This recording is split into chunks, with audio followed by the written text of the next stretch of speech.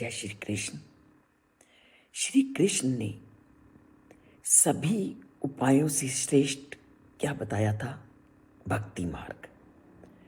वे कहते हैं कि भक्ति ही मेरी प्राप्ति का एकमात्र साधन है और मैं भक्ति के द्वारा सहज ही प्राप्त हूं। तो मन में ये प्रश्न का उठना स्वाभाविक है कि भक्ति है क्या? भक्त किसको मानते हैं? श्री कृष्ण के आगे कौन सा भक्त श्रेष्ठ है? उसी का वर्णन वो आज के श्लोक में करते हैं कि मत कर्म कृत मत परमो मद भक्ता संग विवर्जितः निर्वैरः सर्वभूतेषु यह सा माम एति पांडवः। वो क्या कहते हैं? वे जो मेरे प्रति अपने कर्तव्य का पालन करते हैं, सबसे ज्यादा वो कर्तव्य पालन को श्रेष्ठ मानते हैं। वो कहता है कि जो भक्त अपने कर्तव्य का पालन करता है और मुझ पर सबसे ज्यादा भरोसा करता है और आसक्ति रहित है और किसी प्राणी से द्वेष नहीं रखता, ऐसे भक्त निश्चित रूप से ही मुझे प्राप्त कर लेते हैं। तो उन्होंने इस श्लोक में भक्त के 5 लक्षण बताए कि कौन से ऐसे लोग हैं जिनको मैं सहज रूप से प्राप्त हो सकता हूं।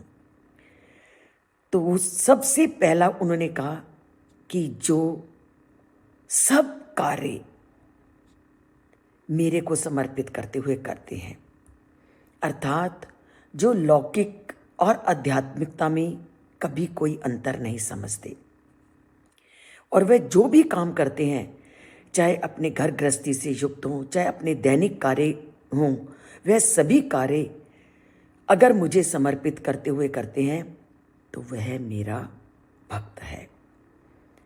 तभी तो हमने यह सुना भी है, जहां जहां चलूं करूं परिक्रमा, जो जो करूं जो सो सेवा, जब सोऊं करूं दंडवत, जानू देव न दूजा। आप हर रोज कुछ भी कर रहे हो, उन सब कार्यों को उस परम पिता परमात्मा का चिंतन करते हुए करिए। जो चल रहे हो, जो सोच रहे हो, और उस सोच को, उस परिक्रमा को, उस चलने को और जो भी काम कर रहे हो, वह सब आप ये सोच के करो कि ये भगवान की सेवा है। और जब आप सोते हो तो कहो यही मेरी उनकी पूजा है।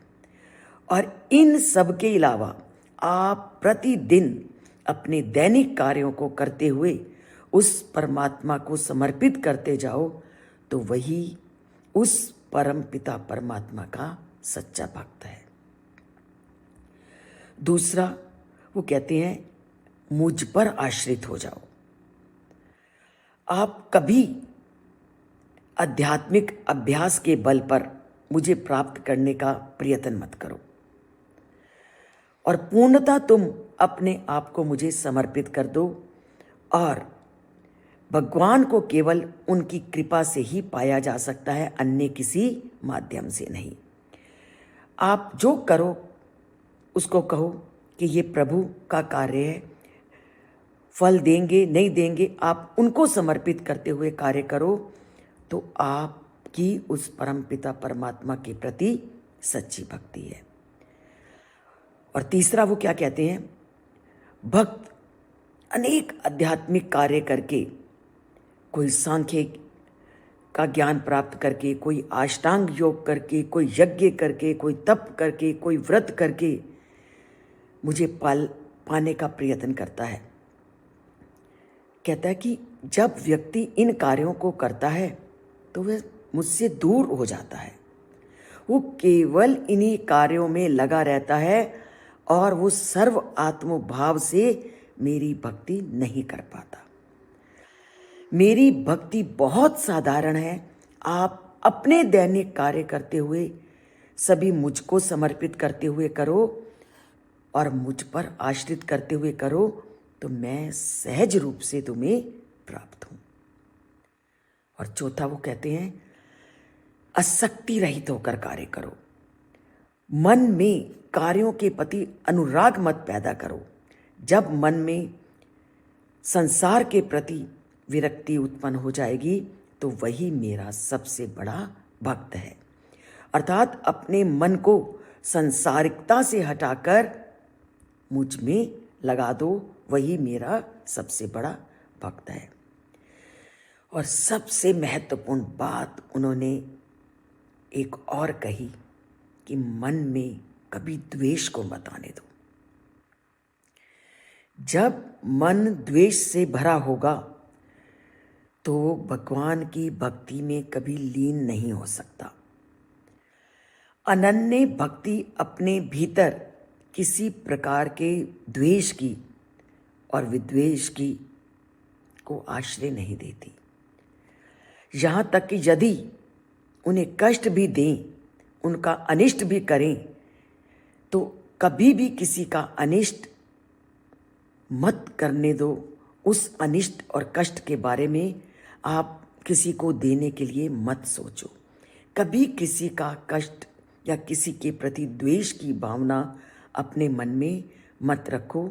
इसके विपरीत आप अपने मन को द्वेष और लोगों को कष्ट देने की प्रवृत्ति से हटाकर उस परमात्मा में लगा दो, तो परमात्मा हमेशा आपके हृदय में निवास करेंगे।